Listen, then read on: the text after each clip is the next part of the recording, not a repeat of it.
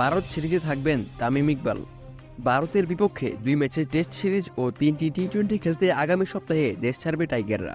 পাকিস্তানের বিপক্ষে লাল বলে দুর্দান্ত সাফল্যের পর এবার ভারতকে হারাতে চায় শান্ত বাহিনী। স্কোয়াডে না থাকলেও এই সিরিজে টাইগারদের সঙ্গী হতে যাচ্ছেন তামিম ইকবাল।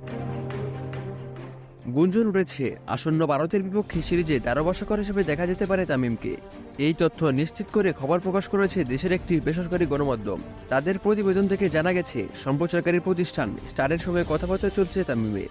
যদিও এখনো চূড়ান্ত না হলেও সেই পথে এগিয়ে যাচ্ছে সবকিছু। ভারতের মাটিতে সাকিব আল হাসানরা যখন ব্যাটে বলে লড়াই করবেন, তামিমকে তখন দলের হয়ে ম্যাচ বিশ্লেষণে দেখা যেতে পারে। কমেন্ট্রি বক্সে মাইক্রোফোনের পেছনে তামিম যে স্বাচ্ছন্দ্য বোধ করেন তার নমুনা পাওয়া গেছে আগেই। তামিম নিজেও বলেছিলেন ব্যাট বলের ক্রিকেট ছাড়ার পর ধারাভাষ্যকার হিসেবে কাজ করতে চান তিনি। এর আগে এক সাক্ষাৎকারে ভবিষ্যৎ পরিকল্পনা নিয়ে তামিম জানিয়েছিলেন, আমার মনে হয় না আমি কোচিং লাইনে আসব, তবে কমেন্ট্রি আমাকে একটু টানে। আসলে এই বিশ্বকাপে প্রস্তাব এসেছিল আমার কাছে, দুর্ভাগ্যবশত করা হয়নি। খুব সম্ভবত 2024 টি-20 বিশ্বকাপে দেখা যেতে পারে আমাকে।